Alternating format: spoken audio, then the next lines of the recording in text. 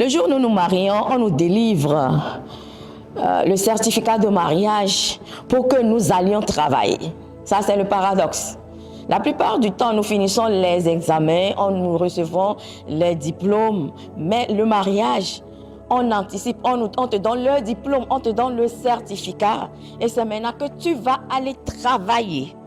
Tu vas aller travailler. On a dit que c'est un endroit agréable, beau, paisible et accueillant. C'est un endroit dont il faut prendre soin et que l'on doit embellir. Ce qui veut dire que pour que l'endroit soit agréable, beau et paisible, nous devons travailler notre joie. Nous devons travailler la joie. Ce qui veut dire que la joie du Seigneur est notre force. Nous devons laisser le Saint-Esprit tout le temps dans notre vie, créer l'atmosphère de joie dans notre vie. Parce que si nous-mêmes, nous n'avons pas la joie, qu'est-ce que nous pourrons donner dans le foyer? Nous n'aurons que des querelles, des grincements de dents par ici. C'est pour cela que nous devons laisser à ce que le Saint-Esprit lui-même crée l'atmosphère de joie en nous. Quand nous aurons la joie, nous allons pouvoir transmettre la joie et faire de notre foyer un havre de joie, un endroit agréable, beau, paisible et accueillant.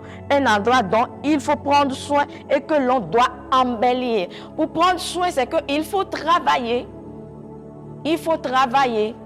Il faut en prendre soin, il faut travailler. Si on ne se lève pas pour arranger, pour prendre soin de sa maison serait pire qu'un dépotoir. Il faut prendre soin de sa maison.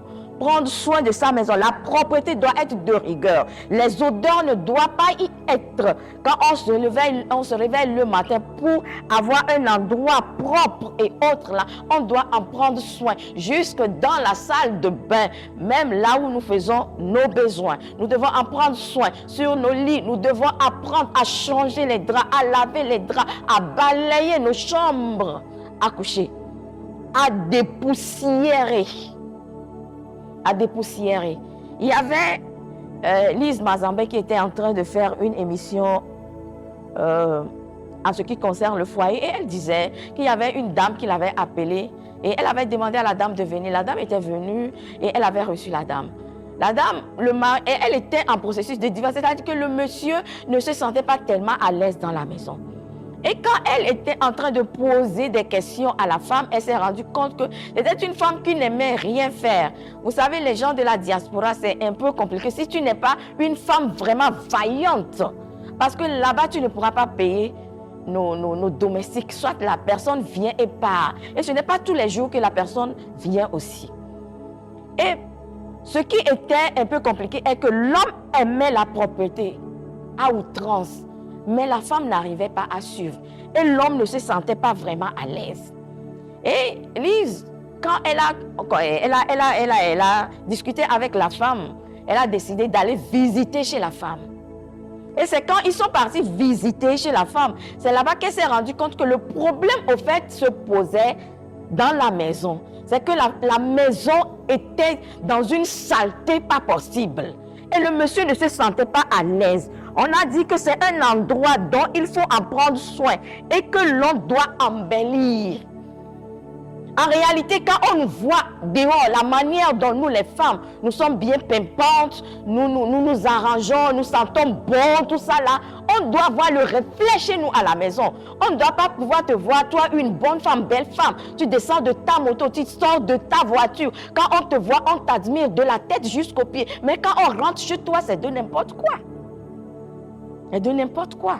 Nous devons refléter ce que nous sommes. Quand on te voit et on rentre chez toi, on doit savoir vraiment que chez toi, c'est propre.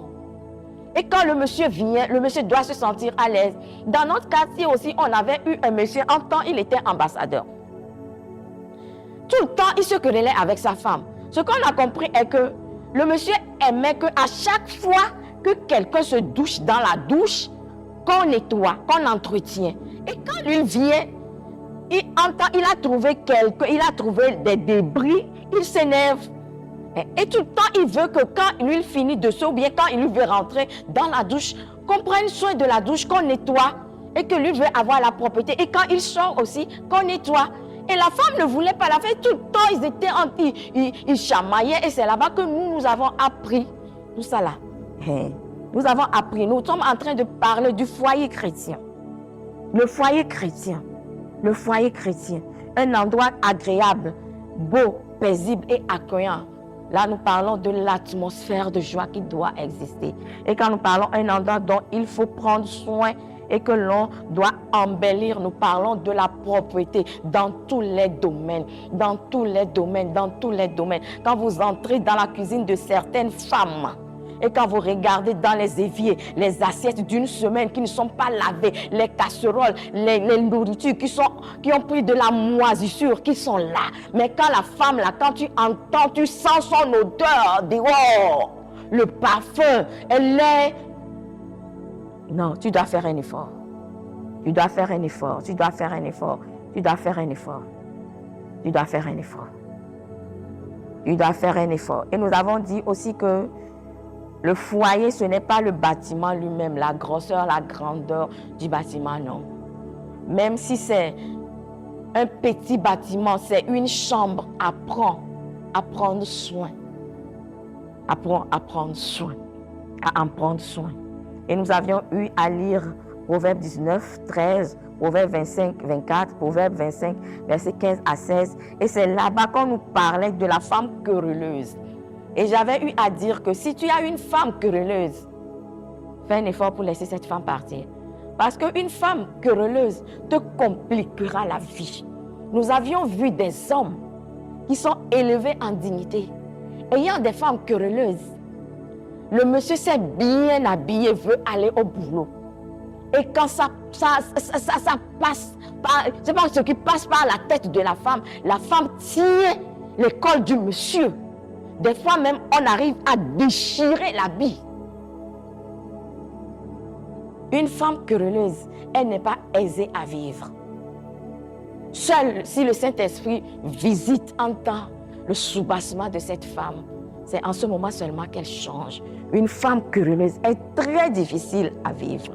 Et pour cela que la Bible nous dit que la femme sage bâtit sa maison, mais l'insensé la renverse avec ses propres mains. La femme sage sait bâtir avec la parole. Elle sait quoi dire, elle sait quoi ne pas dire, elle sait quoi faire, elle sait quoi ne pas faire. Et quand nous parlons de la sagesse c'est l'art de faire toutes choses en beauté, de faire toutes choses avec beauté,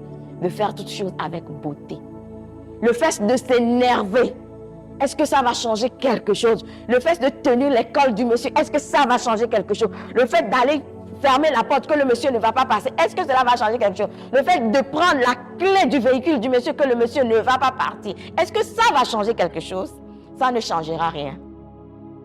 Discuter plutôt, parler, cela arrangerait beaucoup de choses. Ça arrange beaucoup de choses. Et nous avions eu à dire que le foyer, ce que le foyer représentait pour l'homme et pour la femme. Un lieu de détente pour l'homme. Quand l'homme revient du boulot, étant stressé, parce qu'il a été stressé toute la journée, par peut-être son directeur, par son travail, par le manque d'argent, par beaucoup de choses. Quand il revient à la maison, il s'attend à ce que la maison soit un lieu de détente.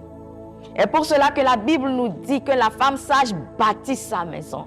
Quand ton mari revient fatigué, étant une femme sage, tu sais quoi dire, quoi ne pas dire.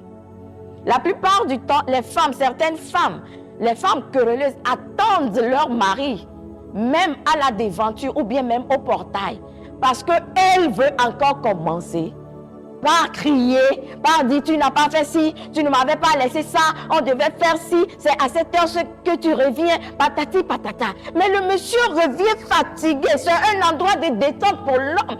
Quand il revient à la maison, quand il voit, ou bien il sent déjà que l'heure est en train d'arriver pour qu'il puisse venir à la maison, il doit être content.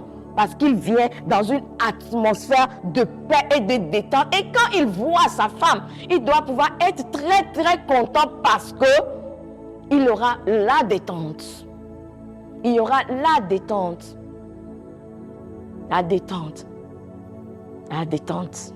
Et nous avons dit en deux, ce que représente le foyer pour l'homme et la femme. Nous avons dit en deux, c'est un abri, un endroit isolé du monde et de cette tension pour la femme. Le foyer, au fait, est le prolongement de la femme. J'aime à raconter l'histoire. Quand est-ce que la femme a commencé par travailler? Par le passé, la femme ne travaillait pas parce que la femme était toujours à la maison. C'est ce qui donnait la force à l'homme parce que la femme dépendait 100% de l'homme. Et que quand le monsieur revenait le soir, ramenait les vivres.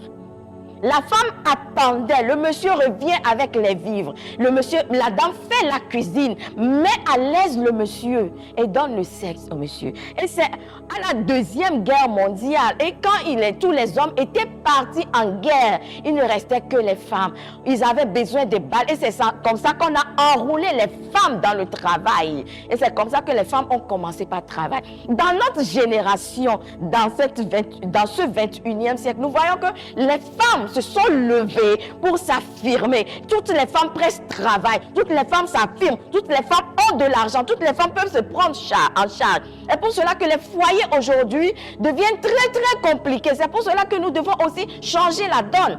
La femme aujourd'hui ne s'attend pas à ce que l'homme la prenne en charge de la tête jusqu'aux pieds. Des fois même la femme gagne plus que l'homme. Et là-bas, c'est là-bas que l'homme n'arrive plus à se retrouver dans le foyer. Parce qu'avant, la femme s'attendait à ce que le monsieur amène les vivres et elle prépare en étant joyeuse. Elle chante en préparant et en donnant des louanges à son mari parce que le mari apporte à manger. Mais aujourd'hui, la femme aussi peut apporter à manger. L'homme aussi peut apporter. La femme peut tout faire comme l'homme aussi peut tout faire parce que la plupart des femmes travail. Et cela crée tellement de tension. Mais nous, étant des enfants de Dieu, nous devons revisiter les soubassements de la parole de Dieu. Nous ne devons pas agir comme le monde le fait. La Bible nous dit que la femme doit se soumettre à son mari et que l'homme doit aimer sa femme. C'est ce que la Bible nous dit en ce qui concerne le mariage. Que tu travailles ou que tu aies de l'argent, que tu n'aies pas de l'argent. La Bible nous dit que la femme doit se soumettre à son mari et que le mari doit aimer sa femme. Doit aimer sa femme. Doit aimer sa femme. Nous parlons du 21e siècle. L'homme doit aimer sa femme et la femme doit respecter son mari, doit se soumettre à son mari. Nous avons dit en deux que c'est un abri, un endroit isolé du monde et de cette tension pour la femme. En trois, c'est un lieu où l'on se rafraîchit, on reprend des forces pour l'homme et pour la femme. C'est-à-dire que quand vous sortez, vous allez chercher de l'argent, tout le monde revient à la maison. C'est un moment de rafraîchissement. Quand tu reviens chez soi, habituellement, quand nous revenons, quand tu conduis, que ce soit tu sois en moto ou en voiture, quand tu reviens à la maison, tu fais tu soupires parce que tu es revenu à la maison. Tu es revenu à la maison. La maison doit être un lieu où l'on se rafraîchit, on reprend des forces pour pouvoir affronter sa destinée, pour pouvoir affronter le jour prochain, pour pouvoir affronter les problèmes de la société. Encore, c'est un lieu de formation pour les enfants. La dernière fois, j'ai eu à parler de Fontenay-Comme. C'est un lieu de formation pour les enfants. C'est pour cela que les parents doivent faire très attention. Les parents doivent faire très attention. Parce que nous sommes, comme j'ai l'habitude de répéter, vous allez entendre ça jusqu'à... Nous sommes les premiers livres que les enfants lisent. Nous sommes les premières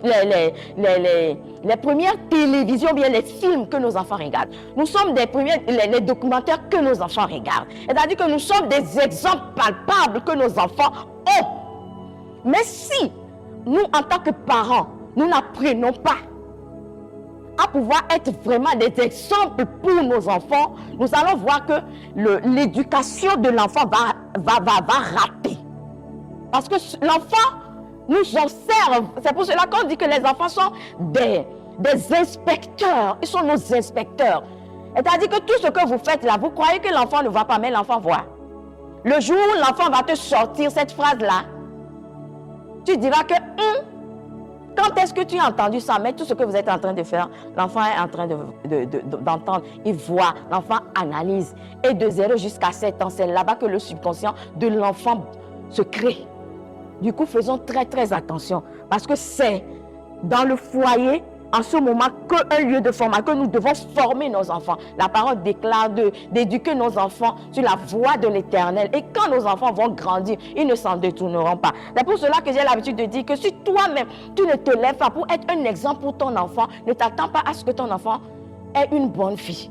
Toi, tu ne sais pas adorer Dieu, tu ne sais pas lire la Bible, tu ne sais pas prier, tu ne sais pas faire des activités spirituelles. Toi, tu ne sais que parler mal des gens dans ta maison. Tu veux que ta maison devienne quoi? Ta maison ne devienne qu'un foyer où on fait la médisance. Ça ne sera qu'un foyer de médisance. Et c'est ce que tu es en train d'enseigner à tes enfants. Aujourd'hui, nos enfants n'arrivent plus à adorer Dieu. Non plus la crainte de Dieu pour le simple fait que nous, les parents, qui devraient être, ces parents qui devraient être des exemples pour les enfants, nous n'en sommes pas. Nous n'en sommes pas. Les enfants, nous n'inspirons pas nos enfants.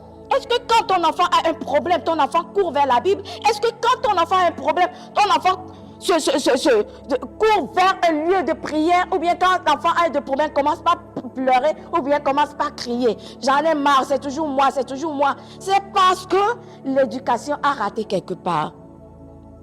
On se marie pour aller travailler, mes bien-aimés. On se marie pour aller travailler. La plupart du temps, nous nous marions, on fuit la maison parentale de nos parents pour se marier. Parce qu'il y a tellement de pression là-bas. C'est un foyer qui a plus de pression. C'est un foyer qui a plus de pression. Parce que tu dois tout faire pour satisfaire ton mari. Ton mari aussi doit tout faire pour te rendre la joie. C'est dans le foyer plutôt qu'il y a plus de pression. Il y a plus de pression. Nous devons faire, surtout pour les enfants, nous devons faire très très attention. La manière dont nous nous parlons, la manière dont nous crions sur nos trucs là, la manière dont nous nous chamaillons là. Nous devons faire attention. Si vous êtes seul là, c'est différent. Mais quand un enfant intervient, vous devez faire très très attention. Parce que l'enfant vous regarde. Tout ce que vous faites, l'enfant regarde. Et l'enfant ne fait que copier ce que vous faites. L'enfant ne fait que copier ce que vous faites. Quand vous avez tendance à crier sur les gens, vous allez voir que votre enfant aussi, quand il va commencer par parler, il va commencer par crier sur les gens. Parce que l'enfant croit que c'est la bonne manière. Parce que c'est ce que vous lui présentez. Nous devons faire très très attention. Très très attention. Et j'avais dit la dernière fois qu'il y avait une dame qui m'avait posé la question, est-ce qu'on doit toujours faire des promesses aux enfants? Non. Et j'avais eu à expliquer que nous avons des types d'enfants. Il y a certains enfants qui aiment naturellement et certains enfants qui n'aiment pas naturellement. Quand tu as un enfant qui aime naturellement, tu verras que l'enfant va vouloir tout le temps te satisfaire. Quand tu as un enfant comme ça, tu ne souffres pas trop. Mais quand tu as un enfant que tu es malade ou tu n'es pas malade, ce n'est pas trop son problème. Là, tu verras que tu auras un peu de problème. C'est dans ce sens que quand tu vois un enfant qui n'aime pas trop l'école, qui n'aime pas faire ci, c'est dans... Nous commençons par dire aux enfants, quand tu arrives à faire ça, je vais te faire ci. Sinon, ce n'est pas obligatoire. Ce n'est pas obligatoire. Et quand tu n'as pas les moyens aussi, fais un effort pour ne pas faire de promesses. Ne fais pas aussi de promesses à la maman que tu ne tiens pas. L'enfant te regarde. Quand la maman dit c'est toujours toi, quand tu promets, tu ne réalises jamais. L'enfant entend. L'enfant entend. Et l'enfant sait que papa ne tient jamais à ses promesses. Faisons un effort pour ne pas rentrer là-dedans. Nous avions commencé par voir les 4 étapes qui permettant de construire un foyer chrétien. Et nous avions eu à dire que avoir un foyer chrétien équilibré et heureux est le rêve de tout jeune marié.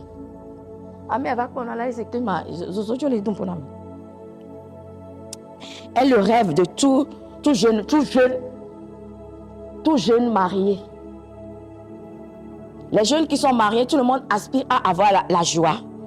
Rêve d'un foyer heureux.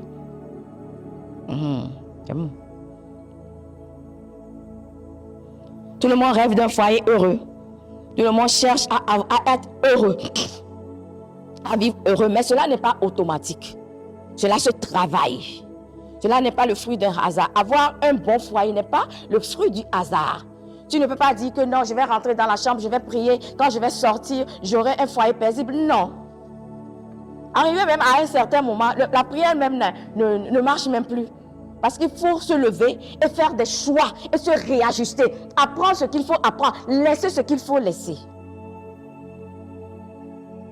Et ces choses ne tombent pas du ciel. Ce n'est pas un hasard. Un mariage réussi n'est pas un hasard. Quand vous voyez des gens qui sont en symbiose, qui vivent heureux, paisibles dans leur foyer, il faut savoir que derrière, il y a eu des pleurs, il y a eu des graissements, il y a eu des enseignements, il y a eu des études, il y a eu des renonciations, il y a eu des brisements.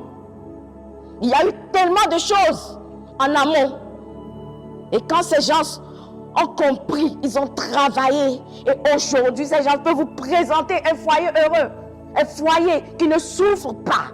Mais ces gens ont pris le temps de travailler. Avoir un foyer heureux n'est pas un hasard, mes bien-aimés. Avoir un foyer heureux n'est pas un hasard. Ce n'est pas un hasard. C'est pour cela que la Bible nous dit dans Proverbe 14, le verset 4, « S'il n'y a pas de bœuf, la crèche est vide. » C'est à la vigueur du bœuf qu'on doit l'abondance des revenus. On va aller pas à pas. On nous dit que s'il n'y a pas de bœuf, la crèche est vide. Quand il n'y a pas de bœuf, la crèche est vide. C'est à la vigueur des bœufs qu'on doit l'abondance des revenus. Ce qui veut dire que c'est à la vigueur, au travail, à la souffrance, à la pression des bœufs que l'on doit l'abondance des revenus. Pour avoir l'abondance des revenus, c'est-à-dire que la paix dans son foyer, l'harmonie dans son foyer, tout ce qu'on aimerait avoir dans son foyer, il faut la vigueur. Et pour cela qu'on dit que s'il n'y a pas de bœuf, la crèche est vide.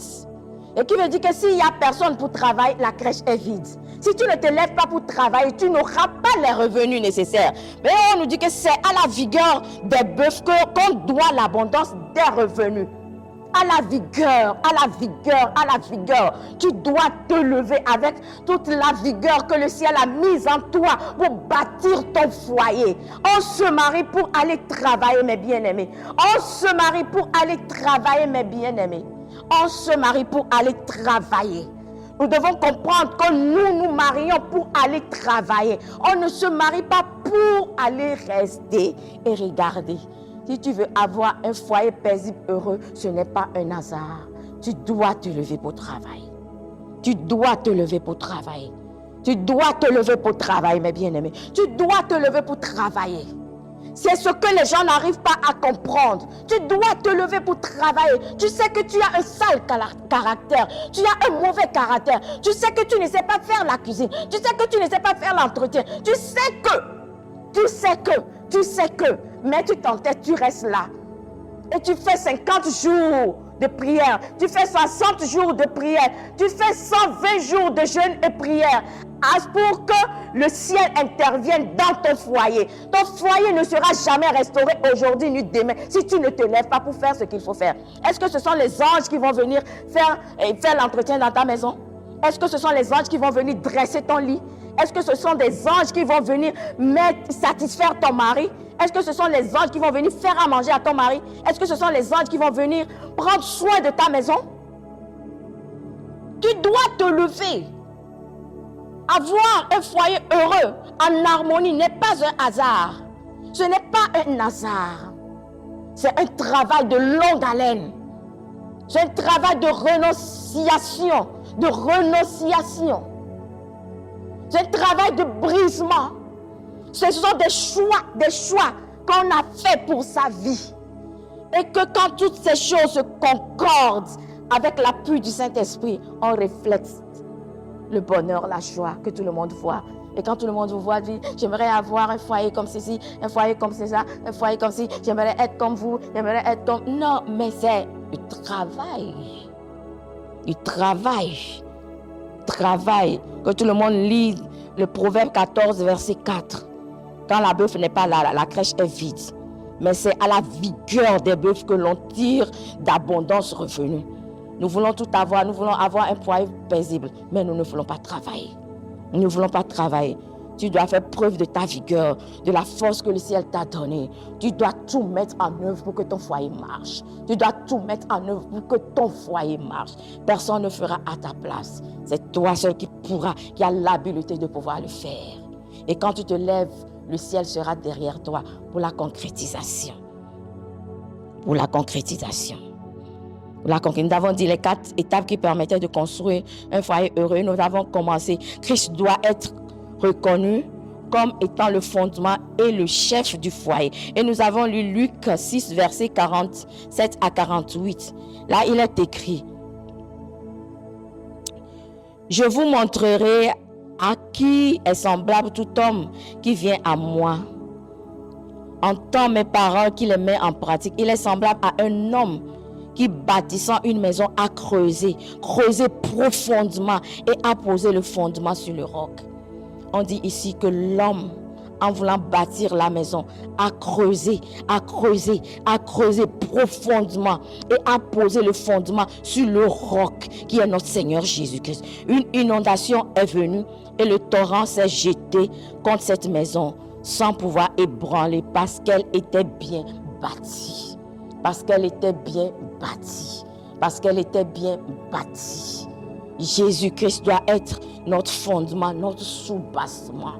Notre soubassement. C'est pour cela que j'ai dit le dimanche passé, quand on dit le mariage répond à la destinée, ce n'est pas seulement une phrase, mais c'est la réalité.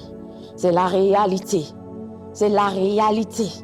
Le mariage répond à la destinée. C'est pour cela que quand il s'agit du choix du conjoint, tout le monde doit être minutieux. On dit le choix du conjoint. Le choix du conjoint. Tu dois être minutieux. Tu dois regarder. Tu dois regarder. Dans 300, tu dois faire le tour. Les 360 degrés. Tu dois faire le tour. Contour. Regarder. Regarder. Regarder. Parce que sur le foyer n'est pas bâti sur le roc, ça cause tellement de problèmes. Ça cause 2 problèmes. L'histoire dont nous avons raconté la dernière fois, quand je dis l'histoire, c'est la vie d'un homme de Dieu. C'est la vie d'un homme de Dieu. Si l'homme là avait épousé, je suis en train de parler de Jimmy Farrell, s'il avait épousé, bien sûr la femme était très belle, avait une voix angélique. C'est-à-dire que à première vue, c'était une femme impeccable que tout le monde va désirer. Mais il n'est pas allé au-delà. Il n'est pas allé au-delà. Adam a dit, voici cette fois-ci, os de mes os, chair de ma chair. Ce qui veut dire que l'apparence intérieure doit primer sur l'apparence physique. Je ne dis pas que nous ne devons pas regarder le physique. Nous devons regarder le physique. Mais le physique ne doit pas être de non. La personne doit être comme ça, comme ceci, comme cela, comme ceci, comme ceci, comme ceci, comme ceci. Et on oublie l'essentiel. On oublie l'essentiel. Si cet homme avait pris le temps, lui qui avait des entreprises, qui avait une très grande église qui était connue aux États-Unis, il était très connu et il avait de l'argent. Et il prit cette femme. Si, en réalité, il avait checké pour savoir que cette femme était une dévoreuse d'argent, cette femme était une dépensière, qu'elle ne savait rien faire de ses 10 doigts, mais elle ne savait que acheter avec ses 10 doigts et vivait très cher. S'il l'avait su, je pense que beaucoup de choses ne se seraient pas passées dans sa vie parce qu'il n'a pas pris le temps. Seulement, il a vu la femme à l'église et il a cru que la femme était née de nouveau. Il a cru que la femme était une angèle et il l'a prise et l'a mise dans sa maison. Et c'est cette femme qui a causé sa ruine. Une femme. Nous tous, toutes les femmes aiment des chaussures et parce que quand nous nous habillons, nous voulons marier nos habillements avec nos chaussures. Mais une femme qui a 6000 paires de chaussures, tu fais quoi de ça? 6000 paires de chaussures. Et une paire de chaussures n'était pas en bas de 10 000 $, 6 millions. Multiplions les 6 millions par les 6 000 et nous allons voir ce que ça donne. Et nous sommes en train seulement de parler des chaussures. Nous ne sommes même pas encore en train de parler des sacs qui coûtent plus cher que des chaussures. Si nous voulons parler des burkinis, des sacs Hermès, qui se vendent des fois à 200 000 € ou bien dollars. Mais c'est parce que le monsieur n'a pas pris le temps. de travailler comme cela se doit. Et c'est ça qui l'a amené en prison. Parce que c'est ça, comme l'argent ne suffisait plus, il était obligé de frauder. Et vous savez que chez les Blancs, frauder fiscalement, c'est très grave. Et quand il a été pris, on l'a amené en prison. Et à 1 an et demi de la prison, la femme a divorcé et la femme s'est remariée. Et c'est lui qui a purgé les 15 ans de peine, d'argent qu'il n'a pas mangé, que la femme a dilapidé. Que la femme a dilapidé.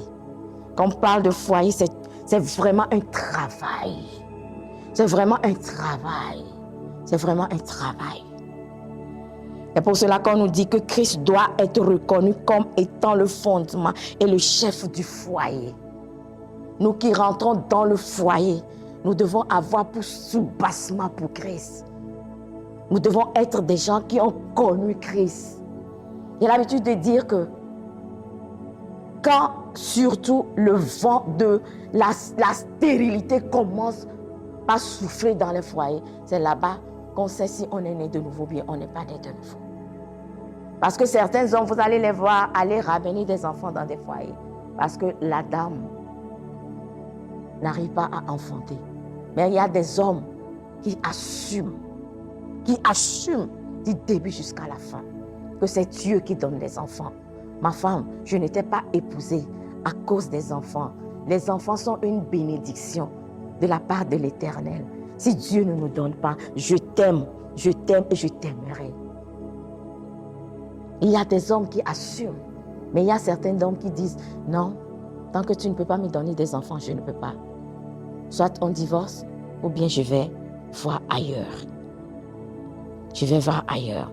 C'est pour cela que Christ doit être reconnu comme étant le fondement et le chef du foyer. Nous voyons ici que pour bâtir la maison, le monsieur a creusé profondément et a posé le fondement sur le roc. Quand l'inondation est venue, quand les torrents sont venus, quand les vents, quand on parle de l'inondation, c'est les problèmes de la vie. Quand on parle de l'inondation, c'est les problèmes de la vie. Quand on parle des vents, ce sont les problèmes de la vie. Quand les problèmes de la vie vont venir, la maison ne va pas ébranler parce que la maison a été bâtie sur le roc. Parce que la maison a été bâtie sur le roc. La maison a été bâtie sur le roc. Quand Dieu est le principal centre d'intérêt du couple, celui-ci se rapproche. Si vous avez le même centre d'intérêt qui est Christ, vous vous rapprochez. Ça vous rapproche. Mais si une personne aime Christ et l'autre ne l'aime pas, vous allez voir qu'il y aura écartement. Ce qui veut dire que vous devez tout faire pour que Christ soit votre centre d'intérêt. Christ doit être votre centre d'intérêt. À force de chercher Christ, de vouloir plaire à Christ, vous deux, vous allez voir que tous les jours, vous allez vous rapprocher. Vous allez vous rapprocher parce que Christ est votre centre d'intérêt. Il est votre centre d'intérêt. Vous allez vous rapprocher. Et quand cela est comme ça, vous allez voir que vous ne pouvez même pas vous quereller. Parce que Christ est votre centre d'intérêt. Vous avez à prier. Vous avez un travail spirituel à faire. Et si vous vous énervez, qui va le faire? Est-ce que vous allez pouvoir être en symbiose pour pouvoir faire ce travail? Non. C'est ce qui fait que vous allez voir certaines personnes, vous allez vous demander, est-ce que ces gens se querellent? Est-ce que ces gens se querellent? Bien sûr, tout le monde se querelle. Mais, comme Christ est le centre d'intérêt en vous, vous vous querellez, vous vous pardonnez. Vous vous querellez, vous vous pardonnez. C'est-à-dire que vous querellez, ça ne prend pas du temps, vous vous mettez ensemble. Ça ne prend pas du temps, vous vous mettez ensemble. Et cela vous rapproche. Cela vous rapproche. Cela vous rapproche. Cela vous rapproche. Et pour cela que nous devons bâtir le foyer sur le roc. Je sais ce dont je vous parle. Si Christ est le centre d'intérêt, votre foyer ne fera que plaire aux autres. les gens seront en admiration de votre foyer. Mais si Christ n'est pas,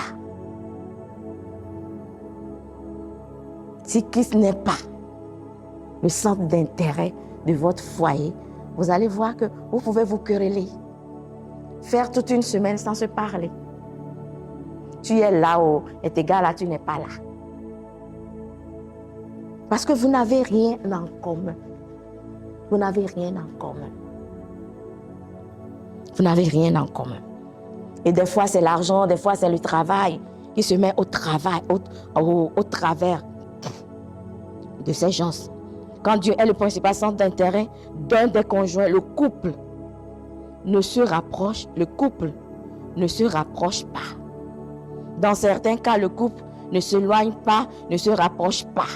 Mais la relation manque de fraîcheur et les conjoints ne sont pas vraiment heureux. C'est ce que je suis en train de dire. Ils ne sont pas vraiment heureux. Et dans le cas où le mari ou la femme poursuivent chacun leur rêve, où Dieu ne fait pas partie de leur vie, les conjoints s'éloignent de plus en plus de l'autre. Et cela conduit souvent à des foyers brisés. Et pour cela que le principal centre d'intérêt du couple doit être Christ, Dieu. Doit être Dieu. Tout ce que nous faisons, nous devons regarder au Seigneur. Si je veux agir, qu'est-ce que la Bible me dit à propos? Si je veux, même quand j'ai un problème avec mon mari, je veux élever ma voix parce que je sais que j'ai raison. Qu'est-ce que la Bible me dit? La Bible me dit que je dois me soumettre en tant que femme. Je reviens. Si je veux poser un acte, je sais que ce serait en déphasage avec la Bible, qui est notre manuel, Jésus-Christ, qui est le rocher des âges. Je reviens me réajuster. Et c'est ce qui permet à ce que vous vous rapprochiez, parce que Christ est votre intérêt. La Bible devient votre manuel. Et personne n'agit avec ses propres intérêts. Quand on veut poser un acte, on se réfère à notre manuel. Qu'est-ce que le manuel dit? Qu'est-ce que Christ dit? Notre manuel, c'est Christ. Qu'est-ce que Christ dit? Si je m'énerve, arrivé à un moment, si mon mari dit qu'il a besoin de moi, je sais que je suis énervée, même si j'ai raison. Je dois faire bas la terre. S'il a des besoins, s'il a des pulsions, étant femme, si je ne peux pas satisfaire ses pulsions, qui va satisfaire ses pulsions? Je suis une femme. Et c'est mon devoir de satisfaire les pulsions de mon mari, de le mettre à l'aise. Je pense que vous êtes en train de comprendre ce que je suis en train de dire. Que nous sommes en train de comprendre ce que nous sommes en train de dire. C'est parce que nous ne comprenons pas ces réalités qu'aujourd'hui nous avons des problèmes dans nos foyers. Si nous arrivons à comprendre ces réalités, nous allons voir que nous n'aurons pas de problème. Nous n'aurons pas de problème. Nous ne vivons plus pour nous-mêmes. Nous ne vivons plus pour nous-mêmes. Quand tu te maries, tu veux plaire à ton mari. C'est ainsi que la femme aussi, vice-versa. Vous voulez plaire, la femme veut plaire à son mari, la femme aussi, l'homme aussi veut plaire à sa femme. Vice-versa. Vice-versa. Vice-versa. Si tel n'est pas le cas, nous mettons l'argent, le travail, des fois les enfants, quand nous les brandissons, nous commençons par avoir des foyers brisés. C'est ainsi que dans des foyers, vous allez voir des foyers qui sont brisés, des foyers cassés. Parce que Dieu n'est pas le centre d'intérêt. Quand il est le centre d'intérêt, vous vous rapprochez, vous vous rapprochez, vous vous rapprochez, vous vous rapprochez, vous vous rapprochez. Mais quand l'argent devient le centre d'intérêt, vous allez voir, peut-être une personne aime Dieu, l'autre est tellement accrochée à l'argent. Et vous allez voir que la femme, elle garde sa ligne, mais l'homme en train de s'écarter, en train de s'écarter. Quand les deux aiment Dieu, vous allez voir que la ligne qui était parallèle au début va commencer par se resserrer au jour le jour où vous vous rapprochez. Et quand l'argent intervient, une personne aime l'argent, vous allez voir que la ligne qui était droite, une ligne va commencer par être comme ça. Par être comme ça. Vous vous éloignez, vous vous éloignez. Et c'est des fois, vous allez vous dire, oh, je ne reconnais plus mon mari, je ne reconnais plus mon mari. Et quand vous deux, vous aimez l'argent, vous allez voir que vous allez commencer par biaiser. C'est-à-dire comme ça, comme ça. Peut-être une personne aime sa carrière, une personne aime de l'argent, une personne dit ça, faire ça. Et Dieu dans tout ça, là, Dieu est au milieu. Et nous allons voir que nous allons nous écarter. Nous allons nous écarter, nous allons nous écarter, nous allons nous éloigner. Et quand on commence par s'éloigner, quand on commence par former l'entonnoir, vous voyez comment ça fait, non? Un V qui commence par aller comme ça, vous allez voir que tôt ou tard, ce foyer va se briser. Parce que peut-être l'homme ne vit que pour la carrière, la femme ne vit que pour l'éducation, ou bien vice-versa, c'est-à-dire que la place, Dieu n'a pas sa place en réalité. Dieu n'a pas sa place. Tout le monde ne jure que par. Tout le monde ne jure que par. Tout le monde ne jure que par. Tout le monde ne jure que par. Et Dieu n'a plus sa place.